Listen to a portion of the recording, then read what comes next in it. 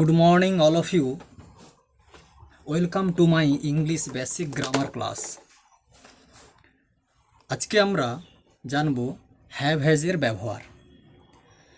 বর্তমানকালে যখন কিছু থাকা বোঝায় তখন হ্যাভ বা হ্যাজ হচ্ছে ব্যবহার করা হয়।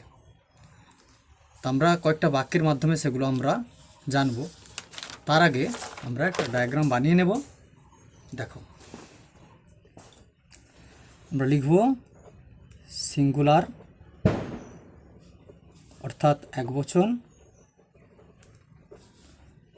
প্লুরাল অর্থাৎ বহুবচন,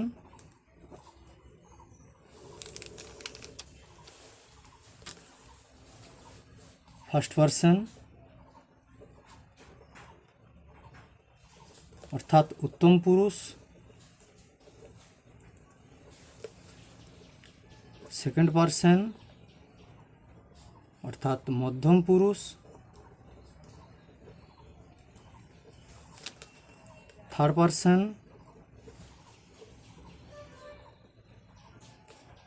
অর্থাৎ প্রথম পুরুষ,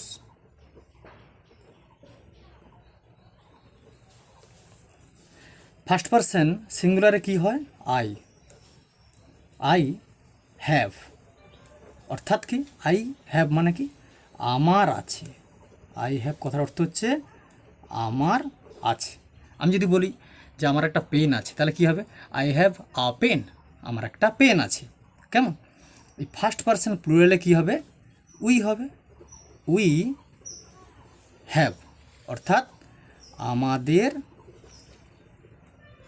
আছে, আমাদের আছে। আমি যদি বলি আমাদের একটা গাড়ি আছে, তাহলে কী হবে? উই হ্যাভ আ কার, আমাদের একটা গাড়ি আছে। আচ্ছা, এরপরে সেকেন্ড পারসনে অর্থাৎ মধ্যম পুরুষে সিঙ্গুলার বা একবচনে কী হবে? ইউ হ্যাভ কথার অর্থ কি?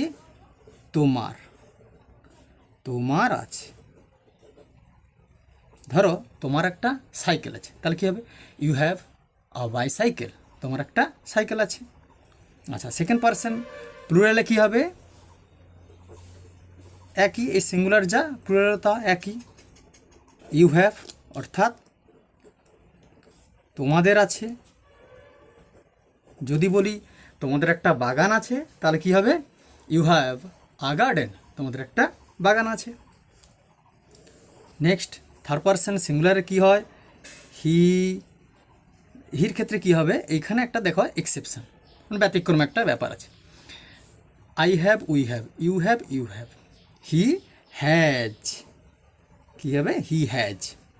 তারপরে সি হ্যাজ অর্থাৎ হিটা ম্যাসকুলাইন আর হচ্ছে সিটা হচ্ছে feminine. He has, she has, it has. আচ্ছা, Ram has, the cow has.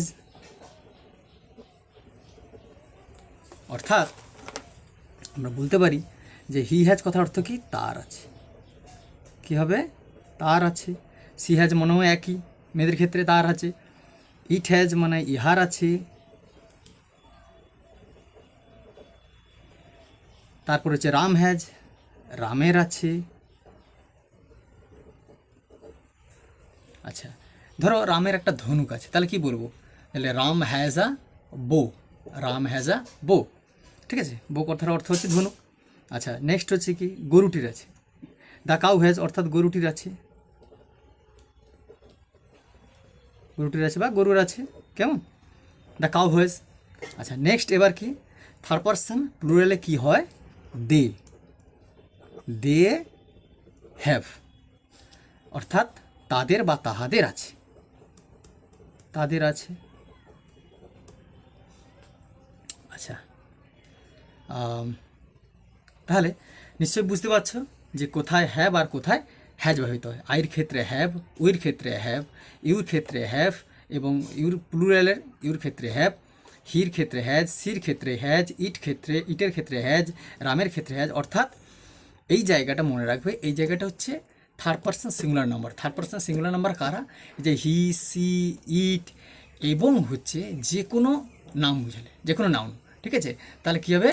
সেগুলো সবই কিন্তু হচ্ছে থার্ড পারসন সিঙ্গুলার নাম্বার। কেমন?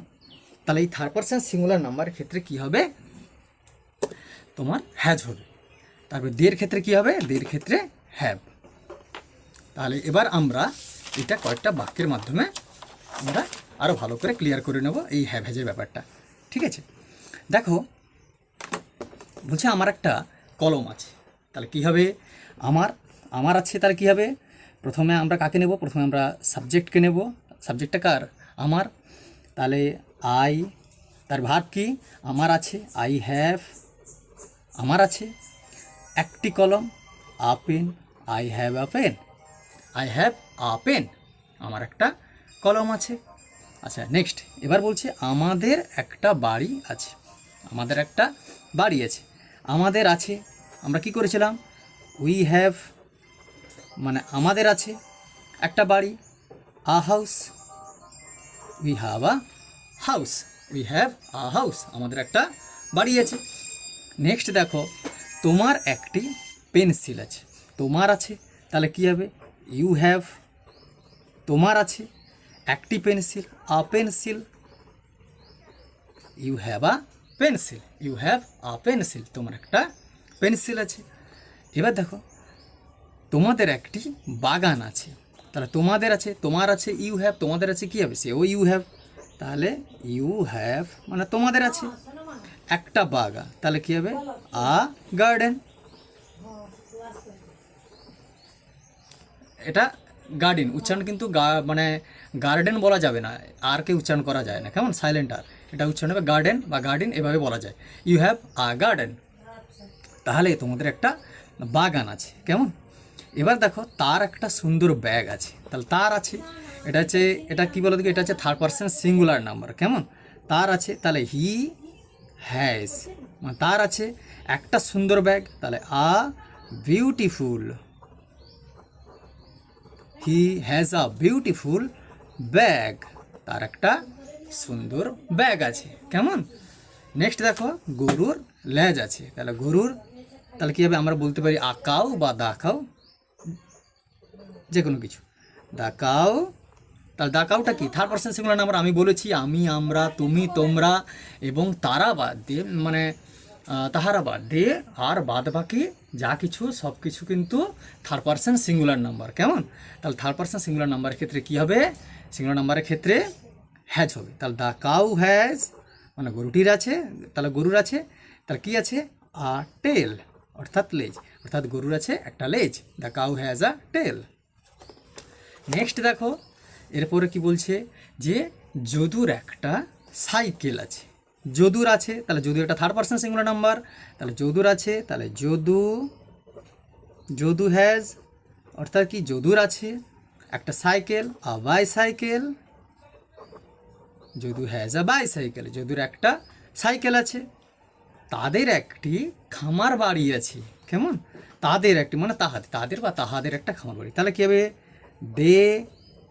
দে হ্যাভ, দের ক্ষেত্রে কি হয়, দের ক্ষেত্রে হ্যাভ হয়, দে হ্যাভ মানে তাহাদের আছে একটা খামার বাড়ি, they have a farm, they have a farm, FARM farm, কেমন, ফার্ম কথার অর্থ হচ্ছে খামার বাড়ি, তাহলে তাদের আছে একটি খামার বাড়ি। তাহলে নিশ্চয়ই আশা করি তোমাদের কাছে এটা এই হ্যাভ হ্যাজের ব্যবহারটা ক্লিয়ার হয়েছে, কেমন। এভাবে কিন্তু আমরা অনেক সেন্টেন্স আমরা এই হ্যাভ হ্যাজ ব্যবহার করে কিন্তু আমরা বর্তমানকালে যা কিছু আছে বা থাকা বোঝাচ্ছে সেই অর্থে কিন্তু আমরা কিন্তু সেন্টেন্স আমরা এইভাবে বানিয়ে ফেলতে পারি। যদি তোমাদের ভিডিওটা ভালো লেগে থাকে একটা লাইক এবং কমেন্ট এটা করে যাবে। আজকে এই পর্যন্ত, দেখা হচ্ছে আগামী ভিডিওতে।